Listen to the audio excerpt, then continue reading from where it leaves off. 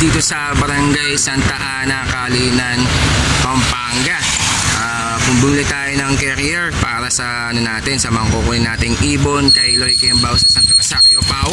At hindi lang yung pati 5 cages na kukunin natin sa kanya ngayon. Kahit kakatapos ng check up natin, pero lumalarga pa rin tayo mga kalbing. Stay tuned lang kayo. Papasok lang tayo dito sa pet shop ni Gerald Alan Pineda ng Santa Ana, Calinan, Pampanga mga kalbing. Stay tuned lang kayo. Papasok lang natin ang ating intro.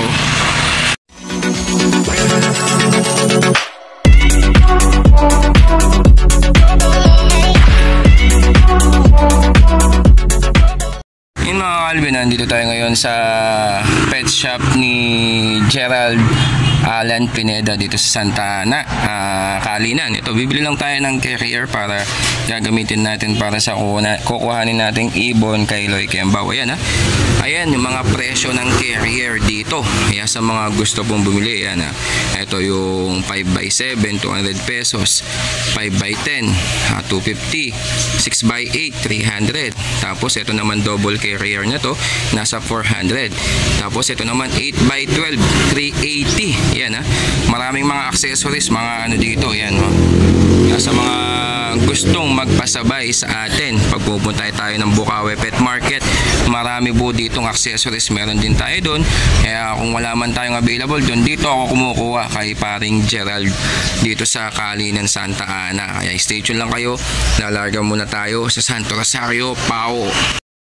Yan mga kalbin, nandito na tayo sa poultry supply ni Loy Kembao. Ayan, kinuha natin yung mga 15, 17 by 24 na second hand cages kasi may order tayo by tomorrow kukunin ni Sarento.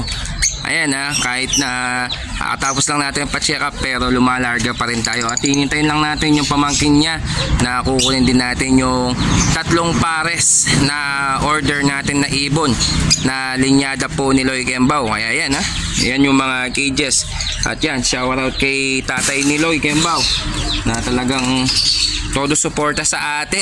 Alam na pag ganito na may kinukuha tayong mga kailangan dito sa mga ibon mga kalbing. Kaya stay tuned lang kayo, mamaya papagitan natin yung mga ibon na kukunin natin kasi hinintay lang natin yung pamangkin niya para kunin natin yung 3 pares na ibon na order natin na back to back split dan at isang opa personata mga kalbing. Kaya stay tuned lang kayo at update natin maya maya mga kalbing.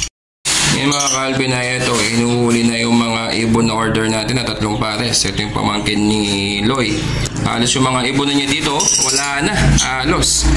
Ayan, yung mga bagong ibon po niya, ayan, mga kalapate. Ayan, yung mga pasisiw pa, mga pichon ang tawag dito.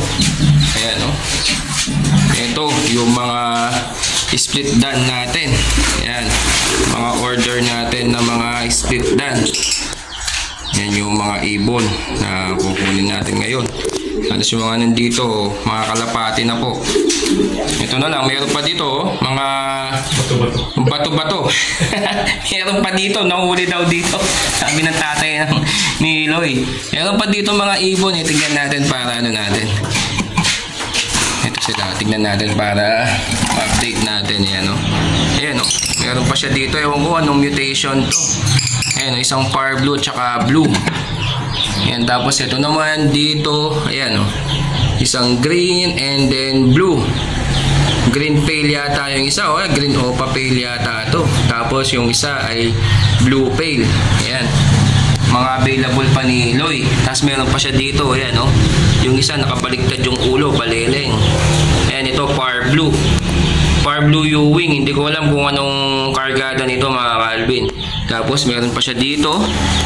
Natin alam kung meron pa siya dito. Check lang natin.